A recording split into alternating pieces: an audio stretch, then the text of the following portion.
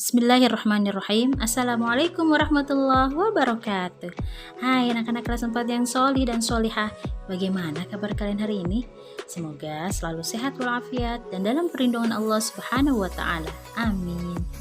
Anak-anak, hari ini kita akan mempelajari pelajaran 4, bersih itu sehat. Kalian perhatikan dan simak baik-baik ya. Sebelum mulai belajar, mari kita membaca doa terlebih dahulu. Bismillahirrahmanirrahim.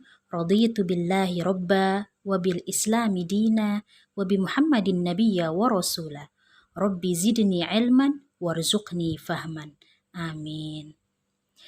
Baik, anak-anak, kebersihan atau bersuci adalah ajaran pokok agama Islam. Sesuai dengan hadis Rasulullah, at-tuhuru syatrul iman, yang artinya kebersihan itu sebagian dari iman. Nah, anak-anak, apa sih bedanya bersih dengan suci? Bersih artinya bebas dari kotoran, sedangkan suci artinya bebas dari najis.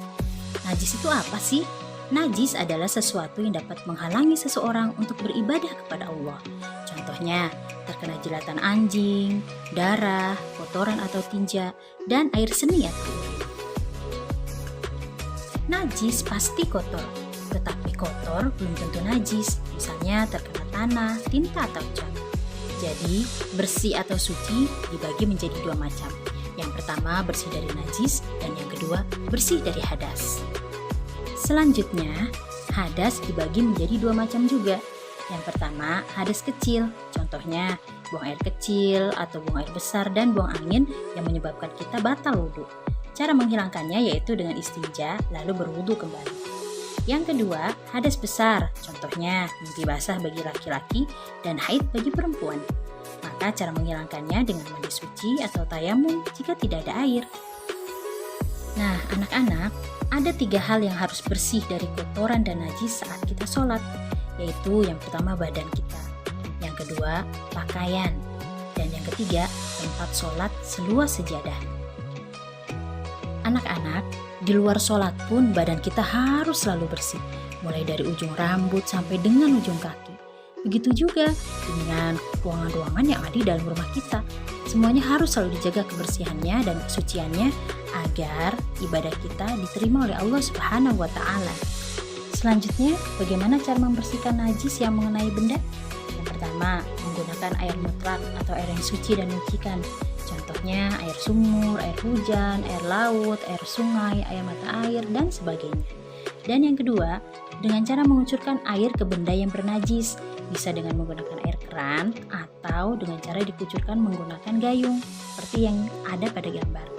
Selanjutnya, bagaimana cara membersihkan najis pada tubuh kita? Ya, betul, caranya dengan istinja, atau biasa kita sebut cebok. Istinja dilakukan setelah buang air kecil atau besar, baik dengan menggunakan air, tisu, batu, ataupun benda kesat lainnya. Caranya yaitu tangan kanan menyiram dan tangan kiri yang mengusap atau membersihkan.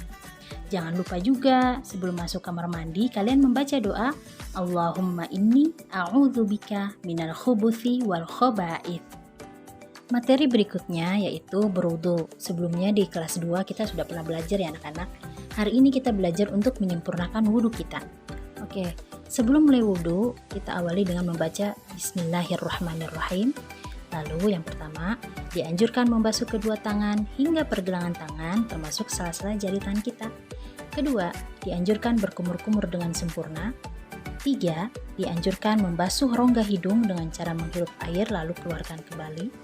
4, diwajibkan membasuh seluruh muka dengan sempurna, mulai dari ujung dagu sebelah bawah sampai tempat tumbuh rambut di atas kening sebelah atas, termasuk juga batas sebelah kiri kanan yaitu pangkal telinga kita, sambil membaca niat wudhu.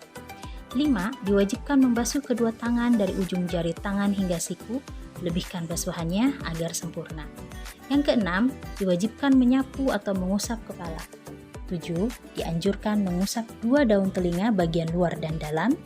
8, diwajibkan membasuh kedua kaki dari ujung atau telapak kaki hingga mata kaki. Lebihkan basuhannya dari batasnya agar wudhu kita sempurna. Nah, terakhir disunahkan agar kita membaca doa sesudah wudhu. Materi yang terakhir yaitu tayamum. Anak-anak, tayamum merupakan keringanan yang Allah berikan bagi orang yang kesulitan mendapatkan air atau dalam keadaan sakit yang tidak diperkenankan menggunakan air. Nah, tayamum ini dilakukan sebagai pengganti dari wudhu atau mandi wajib. Tayamum boleh kita lakukan dengan syarat yang pertama, tidak ada air sama sekali walaupun sudah berusaha mencari kemana-mana, sedangkan waktu sholat sudah masuk. Yang kedua, sedang sakit, yang apabila bagian anggota wudhunya itu terkena air, maka akan bertambah sakit menurut keterangan dokter. Dan yang ketiga, dalam perjalanan atau musafir dan sangat sulit mendapatkan air. Adapun cara melakukan tayamum, yang pertama berniat untuk melakukan sholat fardu. Yang kedua, mengusap muka dengan debu yang bersih atau tanah yang bersih dengan cara meletakkan kedua tangan pada debu dan diusapkan ke wajah. Lalu yang ketiga, mengusap kedua tangan sampai siku dengan debu atau tanah yang bersih. Sekian penjelasan dari Ibu, semoga bermanfaat bagi kalian semua ya anak-anak. Tidak bosan-bosannya Ibu berpesan, jangan pernah tinggalkan sholat 5 waktu, tetap rajin mengaji di rumah agar kalian pandai membaca Al-Quran, jaga kesehatan, dan selalu berbuat baik dimanapun kalian berada. Assalamualaikum warahmatullahi wabarakatuh.